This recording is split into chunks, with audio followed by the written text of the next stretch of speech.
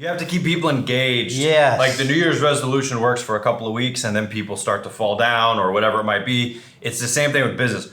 A year is a long time to have one goal and one, Caribbean cruise at the end of it. Yeah, so you put your banner up on the wall January the 2nd, and by, June the 2nd, the one corner's kind of folded over. Hello and welcome back to the channel. I am Neil Winteregg, joined today by Dr. Greg Winteregg. Welcome back. So we're getting near the end of 2019 and now it's time to focus on 2020. And this is the time of the year when everybody starts to take stock with how we did, what we want to do for next year. We make our New Year's resolution. This is the reflection time of the year, you could say. Yeah. So we wanted to do a video on goal setting and how to take your ideas, your business, your creativity for 2020 and expand upon it and make sure that you hit your goals. So I'm going to turn it over to you at this point and let's start figuring out where we go here. Well, there's a couple different ways to do this. Like if your company did 10 million, you can be like the wild charge over the ramparts guy and say, we're going to do 50 million this year. And then drop that bomb on everybody and say, okay, good. I'm going to go on my yacht. You all figure it out. Right. So that's not really going to get a result. Right. The other way to do it is, you write it on an affirmation card and you put it in your mirror and every morning you look at it. And that's kind of like every day going, and just waiting on it to happen.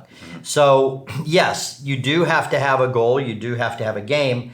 But for me, it has to be based on something logical, something mechanical, something that's been achieved. And then how can we do just a little bit better? Yeah. So I had a formula that worked out awesome in my dental practice, and that is we would take a look at our ideal day, like how many patients we would see. We would go to lunch on time, we would go home on time, hygiene department would do their thing, and the doctors would do their thing, and this is our ideal day.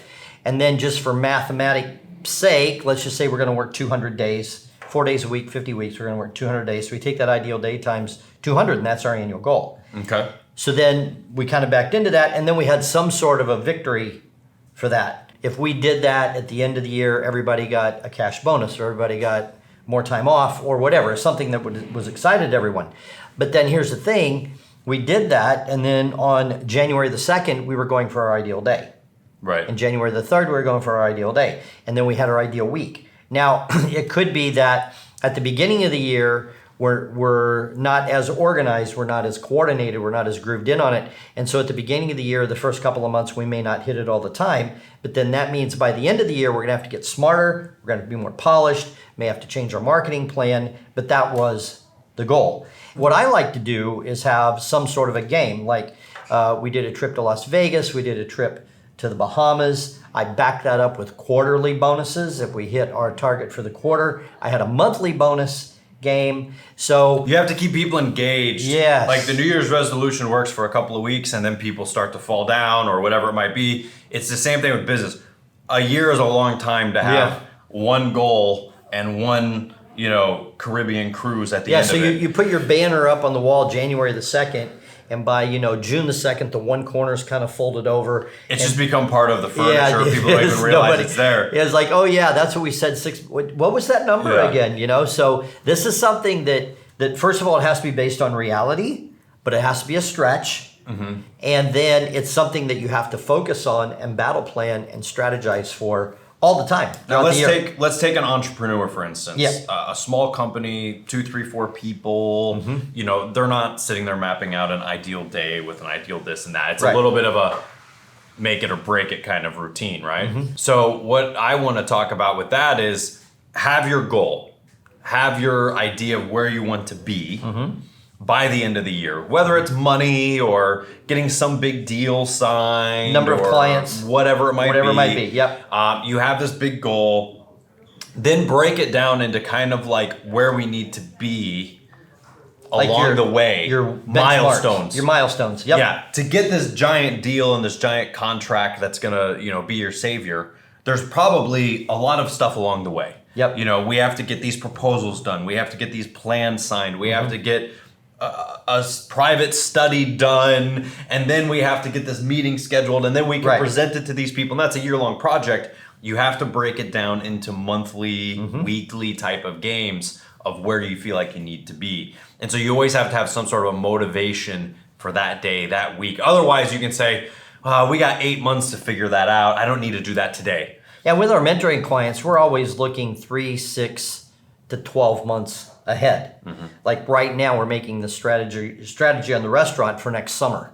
Right. What has to happen now so that we're in place for next summer? That is all predicated on what's the goal. That's all part of prediction. That's all part of predicting it. Yep. And knowing if you're in a business that is seasonal, okay, well, how come you don't think about the season until you're at that season? At the season, And then you're trying to market and you're trying to do stuff, it doesn't work. Yeah. You have to be thinking well in advance. Yeah, at least 3 months, if not 6 months in advance of your downtime. So when you're thinking with your goals for 2020, you have to find out what that goal is and what is real to you to get there, and then what are the strategies to actually get it done. And then here's the real bottom line.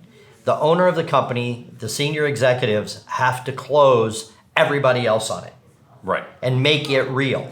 So if I threw out a number, sometimes the staff will go, oh, wow, how are we going to do that? And say, well, here's how we're going to do it. It's this per month. It's this per day. We've already done, like in the last 5 months, we've already done 10 days like this. You can't just drop a number and walk out the door and say, figure it out. Yeah.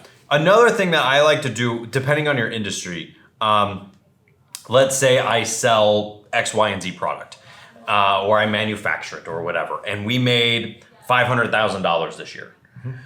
Sometimes people go, wow, we need to make more, but we're really busy and I don't know how we can do that. You say, well, if you take 500,000 and you divide that by 12, that's X amount per month. Yep. That's X amount per week, and that's X amount per day. And people go, really? It's only that much per day? Exactly. We can do more than that. And all of a sudden, they realize there's so much more opportunity. That's exactly what I'm talking about. Yeah. It's breaking those numbers down and actually looking at what is it that we do each day, each month, each year. So as an owner, as you're sitting down to make the goal out for 2020, first of all, it has to be real to you, and you have to sit down, you have to get your calculator out, and you have to figure out what's real.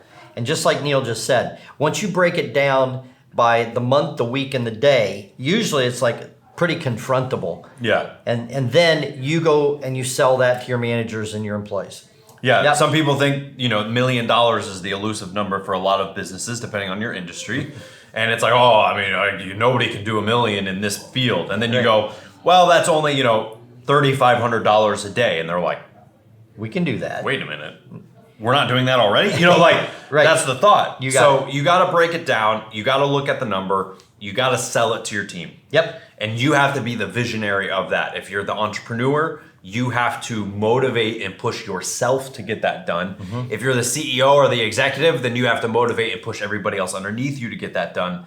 And you have to have games and you have to have fun along the way. Yep. Because just that cruise or that Christmas bonus that next year, that looks too far away to even count. Right. So that's why I did quarterly and monthly bonuses to keep everybody focused. Keep them motivated, keep them going, and just find that number that works for you for whatever your goal is. I can't tell you what your goal is. All I will say is that most people's goals are too small.